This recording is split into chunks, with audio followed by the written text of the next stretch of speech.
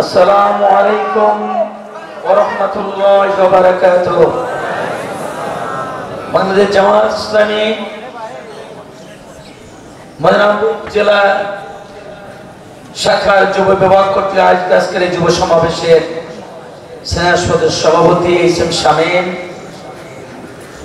শ্রদ্ধেয় প্রধান অতিথি ইসলামী আন্দোলনের সিপাহী সালার কেন্দ্রীয় মজলিস শুরার সদস্য মজলুম জননেতা, বাগারপাড়া অভয়নগর আসনের আগামী দিনের সংসদ সদস্য প্রার্থী অধ্যাপক গোলাম রসুল ভাই, মঞ্চে বসা অতিথিবৃন্দ, সম্মানিত যুবক ভাইরা, মুরব্বী বৃন্দ, যুব আন্দোলনের নেতৃবৃন্দ, আইন শৃঙ্খলায় নিয়োজিত সদস্য ভাইরা, সাংবাদিক বন্ধুগণ, আমি খুব সংক্ষেপে কথা বলতে চাই। একটা ইতিহাসের কথা স্মরণ করিয়ে দিয়ে, যুগে যুগে নবী রাসূলুল্লাহ যে দ্বীন কায়েমের আন্দোলন করেছিলেন তা যুবকদের মাধ্যমে। আখিরি জামানার নবী নবুয়তের ঘোষণার আগে যে চেষ্টা করেছিলেন তাও যুবকদের নিয়ে। আকাবার শপথ এবং মদিনা থেকে সারা দুনিয়ায় ইসলাম ছড়িয়ে দেওয়ার জন্য যে কাফেলা কাজ করেছিল তারা সবাই যুবক। পৃথিবীতে যত বড় বড় বিপ্লব হয়েছে সমস্ত বিপ্লব সংগঠিত হয়েছে যুবকদের মাধ্যমে। এজন্য এই জামাত ইসলামের প্রতিষ্ঠাতা বানিয়ে জামাত আল্লামা সৈয়দ আবুল আলা মওদুদী রাহিমাহুল্লাহ তিনিও বলেছেন, इस्लामी इनकलाब के लिए एक जमात नौजवान जरूर है। इस्लामेर বিপ্লবের জন্য এক দল যুব কাফেলার প্রয়োজন রয়েছে। যুবকরাই পারে বাতাসের গতি পাল্টিয়ে দিতে, যুবকরাই পারে নদীর স্রোত ঠেকাই দিতে, এবং তা প্রমাণ করেছে ৩৬ জুলাই পর্যন্ত আন্দোলন করে একটা অপর শক্তিকে বিদায় করেছে বুকে রক্ত ঢেলে দিয়ে। অতএব বাংলাদেশের ভবিষ্যৎ প্রতিষ্ঠার জন্য, একটা কল্যাণ রাষ্ট্রের জন্য, একটা অবাধ শান্তিপ্রিয় ১৮ কোটি মানুষের একটা সুন্দর রাষ্ট্র প্রতিষ্ঠার জন্য এই যুবক কাফেলার প্রয়োজন। সামনে অগ্রসর হওয়ার জন্য কারা কারা সেই দায়িত্ব পালনে রাজি আছেন হাত তুলে দেখাতে পারে। আরেকটি কথা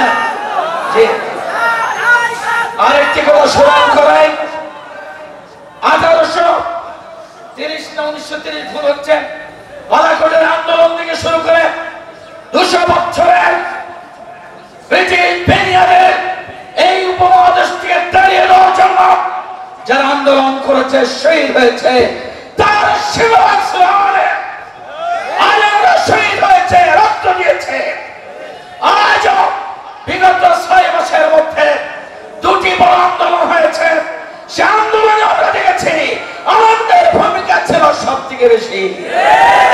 অতএব সেই দেশে আলেমদের বিরুদ্ধে কথা বলে, ধর্মের বিরুদ্ধে কথা বলে, নামাজের বিরুদ্ধে কথা বলে, আযান বন্ধ করার কথা বিরুদ্ধে কথা বলে, তাদের বাংলাদেশ প্রতিহত করবে ইনশাআল্লাহ। বাংলাদেশে ধর্মের বিরুদ্ধে কথা বলে কেউ টিকে থাকতে পারবে না, আমাদের পরিষ্কার কথা।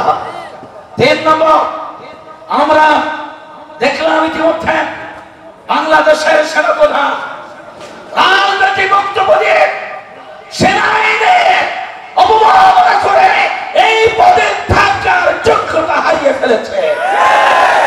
১৮ কোটি মানুষের পক্ষ থেকে আমাদের বক্তব্য, আধিপত্যবাদী ভারতের রয়্যাল এজেন্ডা বাস্তবায়নের জন্য বাংলাদেশকে অস্থিতিশীল করলে ১৮ কোটি খুদে বন্যার আক্রমণ সহ্য করতে পারবেন না।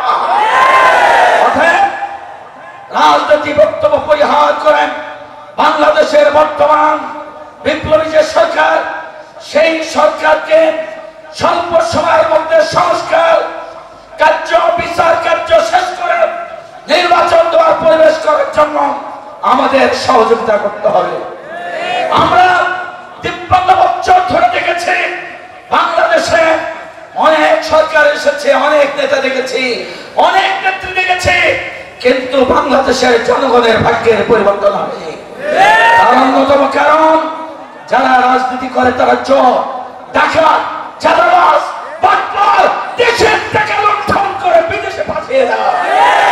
আমার দেশের প্রবাসী রিমিটেড যোদ্ধারা মাথার খাল পায়ে ফেলে তারা বিদেশ থেকে টাকা পাঠায় দেশে, আর রাজনৈতিক নেতৃবৃন্দ টাকা বিদেশে পাচার করে।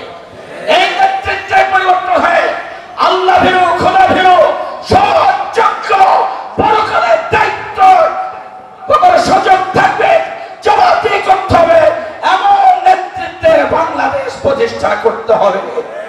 এজন্য নতুন স্লোগান, সব দল দেখা শেষ, এবার জামাত ইসলামী বাংলাদেশ, সব আদর্শ দেখা শেষ, এবার আল কোরআনের বাংলাদেশ। নারে তাকবীর। আসসালামু আলাইকুম ওয়া রাহমাতুল্লাহ।